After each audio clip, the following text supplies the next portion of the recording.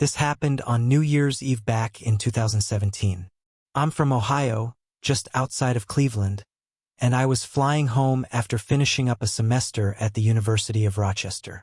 I had to stay at school a week after the semester ended for personal reasons, so I unfortunately spent Christmas relatively alone. The flight itself was fine, but I'd already been in a sour mood before I even boarded the plane. I'm a big Browns fan, and as I was at the airport, the Browns lost their final game of the regular season to go 0-16, completely winless. As a lifelong fan, it was a special kind of misery. I think we were the first team to go winless since like the 80s or something. To top it off, my flight was delayed, which ruined my family's plans for the night. Originally, we were all supposed to drive to my cousin's house together for a New Year's Eve party and stay the night. But because of the delay, my parents decided to leave early, taking the main car. I was stuck driving the spare car alone. My mom tried to make it up to me by leaving Vera, our golden retriever, behind to keep me company.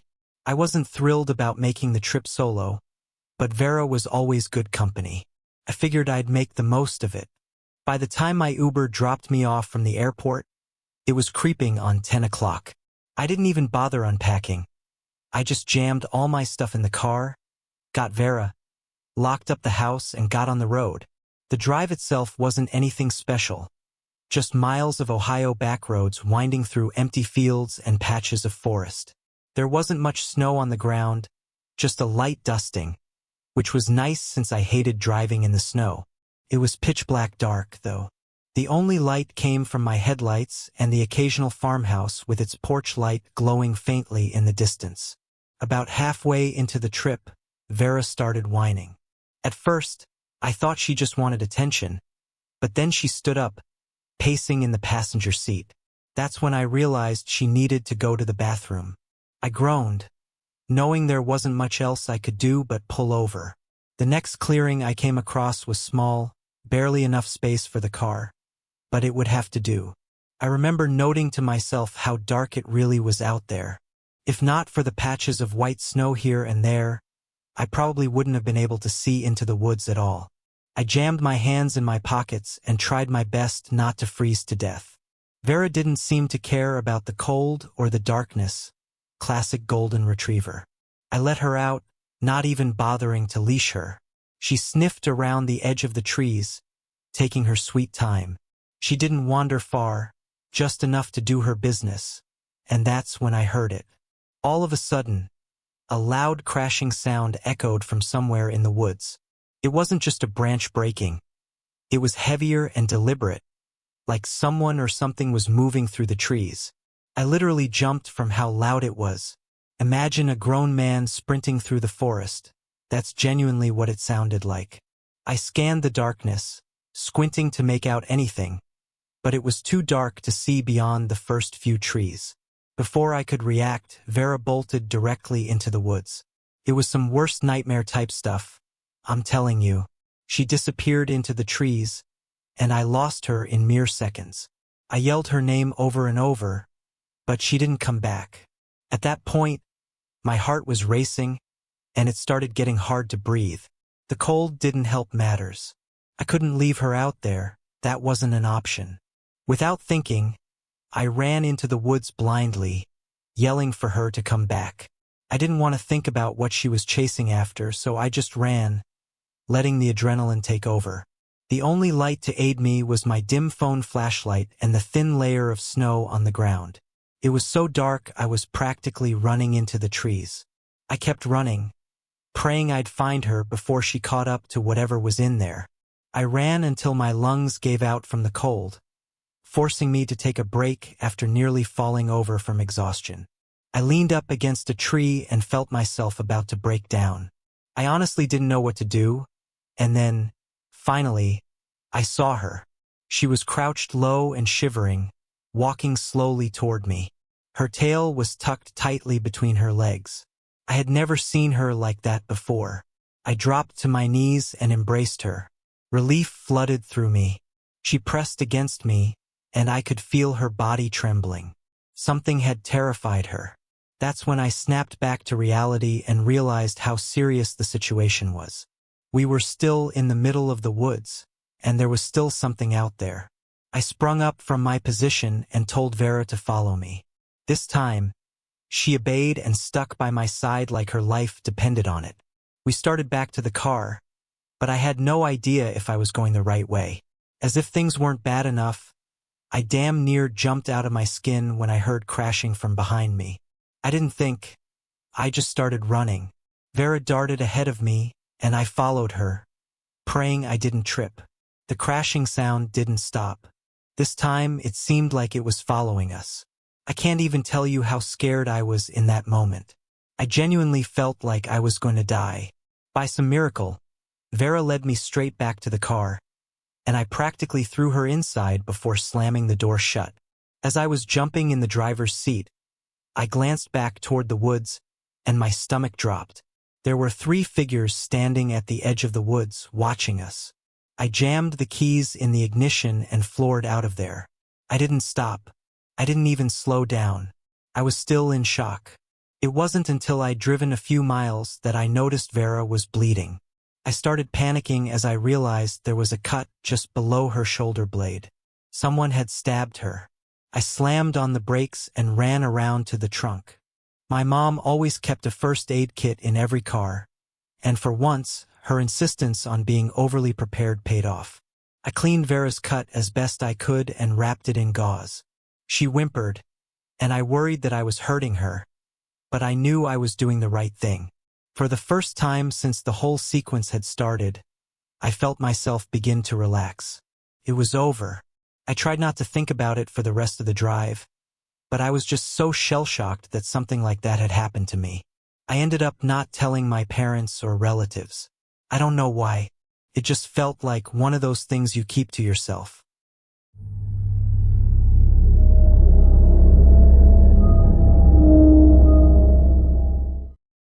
This happened on Halloween night, 2018. I'm from a small town in Michigan, about an hour outside of Detroit. I had just moved back home after finishing my first year of college, and I was looking forward to the festivities. Halloween is always a big deal in my hometown, with everyone going all out for haunted houses, parties, and trick-or-treating.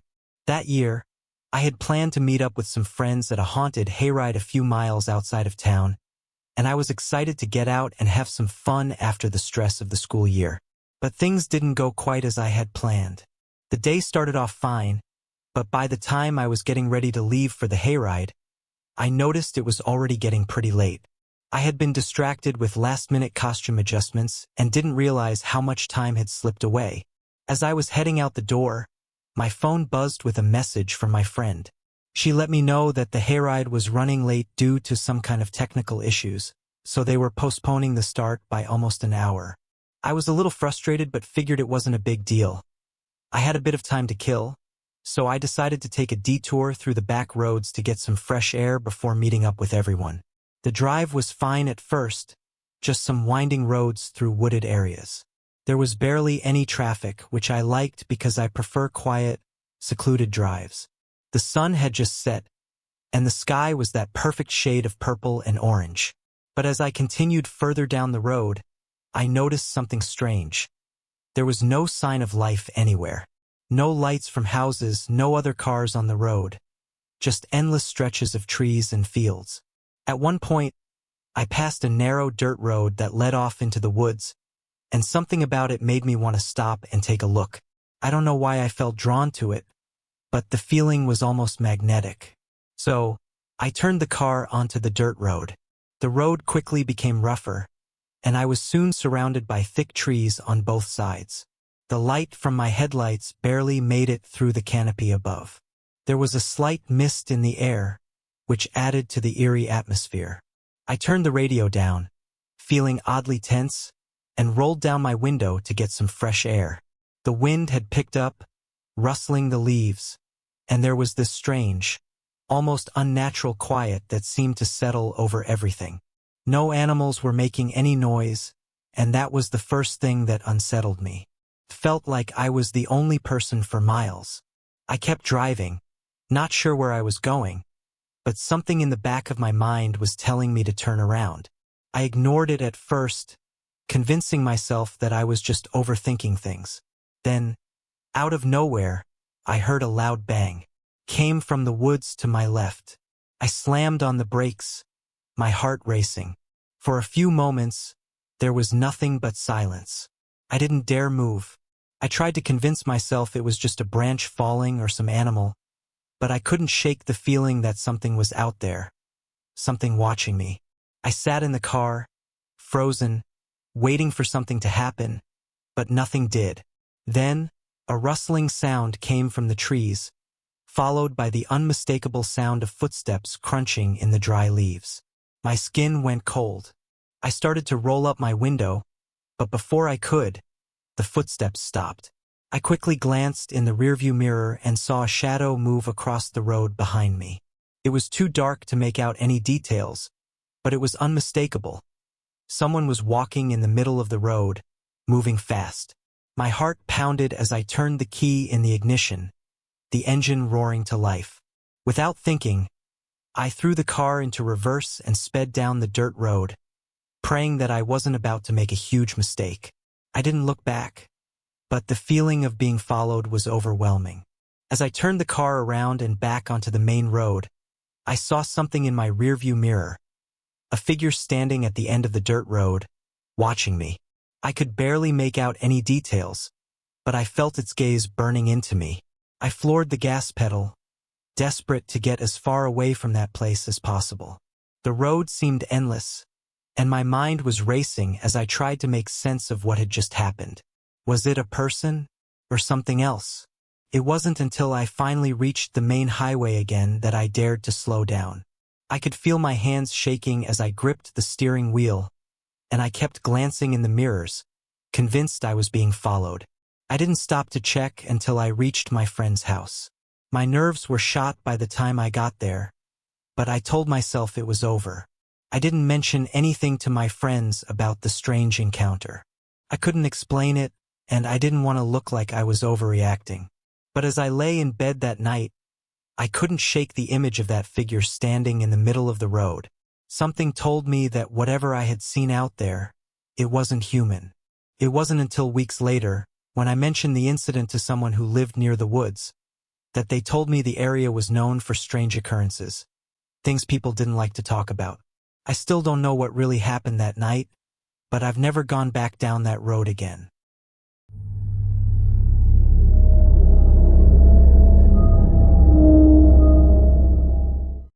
It was a quiet December night in 2020 when something unusual happened.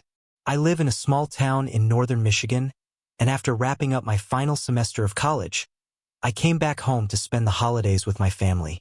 The snow had already settled on the ground, and the whole town looked like a winter wonderland. I was excited to be back and looking forward to some much-needed relaxation. That evening, I was catching up with a few old friends at a local pub, and we decided to take a drive out to the country roads to check out the Christmas lights that people had put up. It's something we've always done in the past, driving through the rural areas to see the lights twinkle on the trees and houses. It was a tradition that I had always loved. The roads were empty, the air crisp, and the snow was gently falling as we headed deeper into the countryside. Everything seemed normal at first, just the usual winter scenery. Frost-covered trees, quiet neighborhoods, and distant, sparkling lights. But as we kept driving further into the woods, things started to feel a little off. The houses grew more spaced out and the roads narrowed. There was a strange, unnerving quiet that hung in the air, and the usual sound of crunching snow under the tires seemed to fade away as if we were driving through some kind of eerie silence. I tried to brush it off, telling myself it was just the isolation of the woods, but the atmosphere was thickening with something I couldn't place. We continued down the road, with barely a car in sight. The trees loomed over us, their branches heavy with snow, casting long, twisted shadows on the road. It was getting darker, and I noticed the headlights were barely cutting through the thick darkness ahead of us. The only thing lighting up the path was the faint glow of Christmas lights from homes far off in the distance. We drove a little longer, and the feeling of unease only grew. Then, without any warning, we passed a small clearing in the woods. At first, I thought it was just the way the trees were positioned, but then I saw it. In the middle of the clearing, there was a figure standing motionless. It was difficult to make out any details because the light from the headlights didn't seem to reach it, but I could tell something wasn't right. It was tall, unnaturally still, and its posture was rigid. I froze for a second, my eyes locked on the figure, but before I could say anything, it disappeared into the trees, vanishing as quickly as it had appeared. My friends in the back seat hadn't noticed, but my heart started racing. I tried to keep my composure, but something about that figure didn't sit right with me. I knew I had to get out of there. I told the driver to turn around, trying to act casual, but my mind was spinning. We made a quick U-turn, but as soon as we started heading back down the road, I noticed something chilling. The figure was now following us, but not walking in the usual way. It moved in jerky, unnatural motions, almost as if it was gliding across the snow. I couldn't focus on anything else, and my stomach turned. I told the driver to speed up, my voice shaky, but there was no way to outrun it in the snow. The feeling of being pursued intensified, and I kept glancing in the rearview mirror, but every time I looked back, the figure seemed closer. We raced back toward town, my heart pounding in my chest, but the whole time, I could feel that presence behind us, moving swiftly, but still impossibly silent. It wasn't until we reached the town's main street that the sensation of being followed finally faded. We didn't see the figure again, and by then, it felt like a weight had lifted. The town felt normal again, almost like nothing had happened, but I couldn't shake the image of that figure standing in the clearing, or the sense that something was watching us all the way back. That night, I didn't mention it to my friends. Part of me thought maybe I was just imagining it. But as I drove home later, I couldn't help but wonder, what had I really seen out there, and was it waiting for me to return?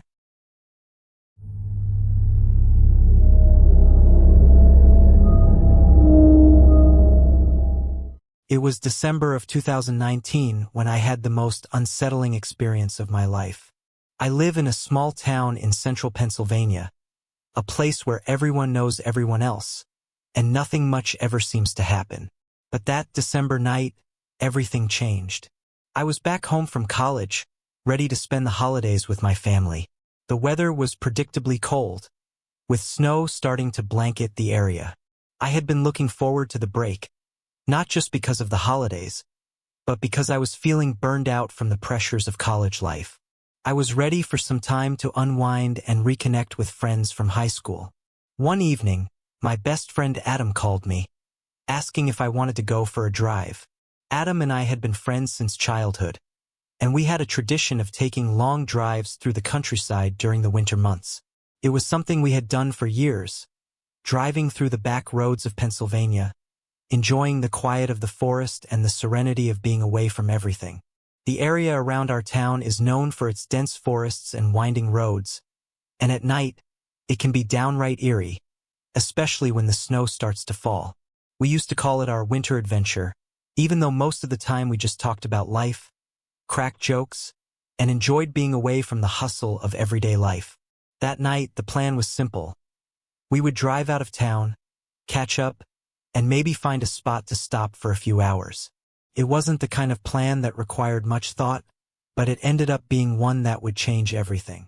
Adam picked me up at around 10 p.m. It had already started snowing heavily, and the roads were slick. I noticed that he seemed a little more serious than usual, but I didn't think too much about it. He had a way of being quiet sometimes, especially when something was on his mind. "Let's head toward the old woods," he suggested as I got into the car. The old woods. That place always had an air of mystery around it. There were rumors that strange things had happened there over the years. Odd disappearances, whispers of strange creatures, and even talk of ghostly sightings. I didn't believe any of it, of course, but it made for good stories around the fire on cold nights. "Yeah, sounds good," I replied, trying to sound nonchalant, even though a small part of me felt uneasy about the idea. It had been a while since we had been out that way, and I hadn't thought about the woods in years. We drove out of town, the only sound the tires crunching on the snow-covered roads. The city lights gradually faded into the distance as we ventured deeper into the forested area. The further we went, the darker it became. Adam didn't say much, and I found myself looking out the window at the passing trees, feeling the cold creeping in through the car windows. "So, how's school been?" I asked, trying to break the silence. "It's been okay," Adam replied, though his voice was quieter than usual. "Just a lot going on. I've been thinking about stuff."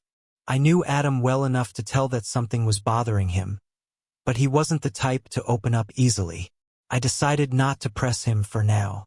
We continued to drive in silence, and I tried to enjoy the peace of the snowy landscape around us. There was something calming about the stillness, something that made me feel like we were the only people in the world. After about 30 minutes of driving, Adam took a sharp left turn onto a narrow, unpaved road. I raised an eyebrow, not remembering this road from our past drives. "Where are we going?" I asked. "You'll see," Adam replied cryptically, a slight smirk on his face. We drove down the road, the trees growing thicker and the snow deeper as we ventured further into the woods. The headlights barely made a dent in the darkness, and it felt like we were surrounded by an endless sea of black. It was hard to see anything beyond the beam of light from the car, and the only sounds were the wind rustling through the trees and the soft hum of the engine. As we drove deeper, I began to feel uneasy. The air was heavier now, colder, and there was an eerie quiet that seemed to have settled over the entire area. The road was rough, and Adam slowed the car to avoid hitting any large rocks or fallen branches. I looked over at him and he appeared tense, his grip on the steering wheel tight. "Adam," I said slowly, "are you sure this is a good idea? We're pretty deep in here."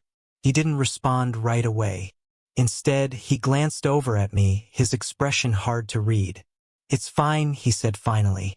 "Just trust me." We continued for another 10 minutes, and the road became even more narrow. At one point, the car came to a stop in front of a large clearing. We were deep in the forest now, with nothing but trees and the quiet night air surrounding us. Adam turned off the engine and sat there for a moment, staring into the darkness. I looked at him, confused. "What are we doing here?" "This is it," he said softly. "This is where it happened." I blinked, not understanding. "What happened?" He didn't answer right away.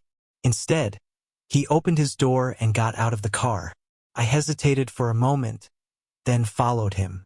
The cold hit me immediately as I stepped outside, and I pulled my jacket tighter around me. The clearing was unnaturally quiet. There were no animal sounds, no wind rustling the trees. The snow-covered ground was untouched, and the air felt thick with a kind of tension. I looked around, but all I could see was darkness and trees, stretching endlessly into the night. "Adam, what are you talking about?" I asked again, my voice shaking a little. He didn't respond immediately. Instead, he walked into the clearing, his steps slow and deliberate. I followed behind, unsure of what was going on. He stopped in the middle of the clearing and turned to face me. "This is the spot," he said quietly. "This is where I saw it." "Saw what?" I asked, now starting to feel a growing sense of dread. Adam looked at me, his eyes wide with fear. The thing that's been following me." I froze, my heart skipping a beat. "What are you talking about?" Adam took a deep breath and glanced around, his eyes scanning the trees as if searching for something. "I didn't want to tell you before, but I think it's time. Something followed me home that night. I saw it in the woods just like this. It watched me." I took a step back, my stomach tightening. "Adam, this isn't funny. What are you trying to say?" He shook his head, his face pale. "I'm not joking. It's real. Whatever it is, it's out here in these woods. And I think it's still here." Suddenly, a loud crack echoed through the forest. It sounded like a tree breaking, but it was too sharp, too unnatural. Both of us jumped, and I spun around, my heart racing. There was nothing there, just darkness. "Let's get back to the car," I said, my voice trembling. But before we could move, there was another noise. This time it was closer. The sound of heavy breathing, slow and deliberate, as if someone, or something, was watching us. I grabbed Adam's arm. We need to leave now, but as we turned to head back to the car, I felt something cold touch my neck. It was the unmistakable sensation of someone breathing down my back. We didn't look. We didn't need to. We ran. We sprinted back through the snow, the crunching of our feet loud in the silence. Behind us, something followed, but it wasn't the sound of footsteps. It was something else. A dragging sound, like something large and heavy was being pulled through the snow. We didn't stop. We didn't turn around. When we reached the car, Adam fumbled with the keys, his hands shaking. I glanced behind us, but there was nothing. Only the forest, dark and still. Finally, Adam got the car started, and we sped out of the clearing, back down the narrow road. Neither of us spoke as we drove, our hearts pounding. The rest of the ride was a blur. The only sounds the hum of the engine and the wind against the car. We didn't stop until we reached town. When we finally pulled into my driveway, I couldn't shake the feeling that something had followed us back. I didn't say anything, but the air around me felt thick, and I couldn't get rid of the chill that had settled deep in my bones. Adam didn't say anything either. He just looked at me, his face pale and his eyes wide. "I'm sorry," he said quietly. "I didn't want to drag you into this." I didn't answer. I didn't know what to say. But from that night on, I couldn't shake the feeling that whatever Adam had seen in those woods was still out there. And I don't think either of us will ever be able to forget what happened that December night.